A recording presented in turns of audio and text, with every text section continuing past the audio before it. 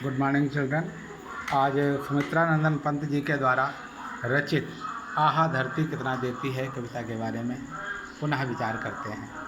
देखिए, इस कविता के माध्यम से कवि ये हमें बताना चाहता है कि ये धरती वसुंधरा है, रत्ना गर्भा है, अर्थात ये अपने अंदर पता नहीं कितने रत्नों को समाहित किए हुए है, जिन रत्नों को प्राप्त करके हम धन्य हो जाते हैं। हमारे लिए जितने पर धरती पर मनुष्य हैं, प्राणी हैं, जीव जंतु हैं, वनस्पतियाँ हैं, सबके लिए भोजन की व्यवस्था यह धरती करती है, सुख समृद्धि की व्यवस्था करती है, खाने पीने, रहने सोने, अलंकरण सब प्रकार की वस्तुओं की व्यवस्था इस धरती पर है और इसके द्वारा धरती हमको सर्वस्व प्रदान करती है। ऐसी धरती को हम और सुंदर बना सकते हैं। यह धरती हमको छोटा सा परिश्रम करने पर बहुत बड़ा अभिदान देती है, बहुत बड़ा हमें सुख देती है। जैसे कि एक किसान खेत में कुछ बीज डालता है, धरती हजारों गुना बढ़ा करके उसे प्रदान करती है। इसी प्रकार से अपने गर्भ में छिपे हुए अनेक प्रकार की धातुओं की खानों को प्रदान करती है। हम उनके हृदय से निकाल करके अपनी सुख समृद्धि को बढ़ाते हैं, लेकिन इसके बदले में हम धरती को क्या देते हैं, यह कभी सोचे हैं? ये हमारे लिए चिंतन का विषय है। जहाँ धरती से हम कुछ लेते हैं, वहाँ धरती को हमें कुछ देना भी चाहिए। अब हम दे क्या सकते हैं, ये विचार करने की बात है। धरती पर अनेक प्रकार के जीव जंतु हैं, अनेक प्रकार की वनस्पतियाँ हैं। क्या इन वनस्पतियों का, इन जीव जंतुओं का संरक्षण हम नहीं कर सकते? यानी कि हमें करना चाहिए। कवि ये कहना चाहता है कि धरती माता कितनी अच्छी है, जो एक बार बीज डाल देता है, वो अनुकूल परिस्थिति आने पर फलित होती है और उसमें फूल आते हैं, फिर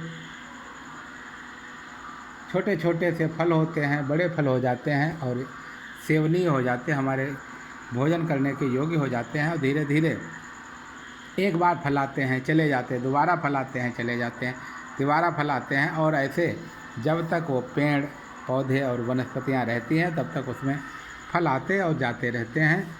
इस प्रकार से वह जीवन भर फल प्रदान करती रहती है और हम निष्ठुर भाव से धरती को न कुछ दे करके स्वयं उन फलों का उपभोग करते हैं और उसके लिए हम स्वयं को महान मानते हैं कि देखिए, फल मेरी वजह से है, जबकि ऐसा नहीं है।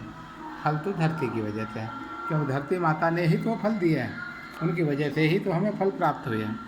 कितना देती है?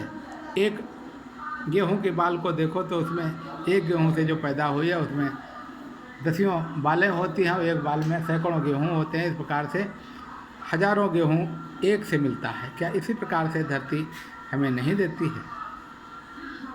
हम देखते हैं अनेक प्रकार के पेड़ जिनमें अनेक प्रकार के फल होते हैं। हम तो एक बार फल का कोई बीज डालते हैं, धीरे धीरे वो पौधा बड़ा होता है, बड़ा हो करके वृक्ष बन जाता है और वृक्ष में से अनेकों शाखाएं निकलती हैं, शाखाओं से अनेकों हजारों फल फूल मिलते हैं और उन फूलों को, उन फलों को प्राप्त करके, भोजन करके पशु पक्षी जीव जंतु हम सब अपने को ऊर्जावान बनाते हैं और प्रसन्न रखते हैं। कवि इस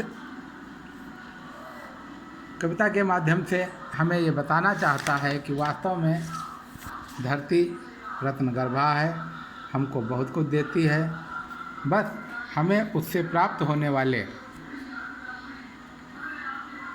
सुख सुविधाओं को, उनके द्वारा दिए गए रत्नों को, उनके द्वारा दिए गए भोज्य पदार्थों को बड़े ध्यान से देखना चाहिए, उनका अध्ययन करना चाहिए और उनका उपभोग स्वयं न करके सभी को करने का अवसर देना चाहिए।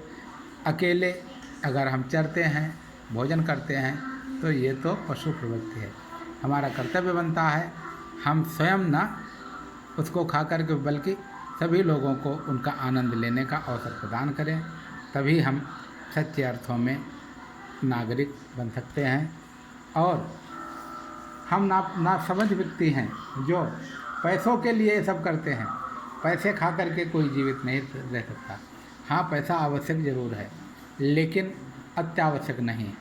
हमें भोजन के लिए अन्न चाहिए, पहनने के लिए कपड़े चाहिए और रहने के लिए मकान चाहिए। ये तीनों धरती माता देती है।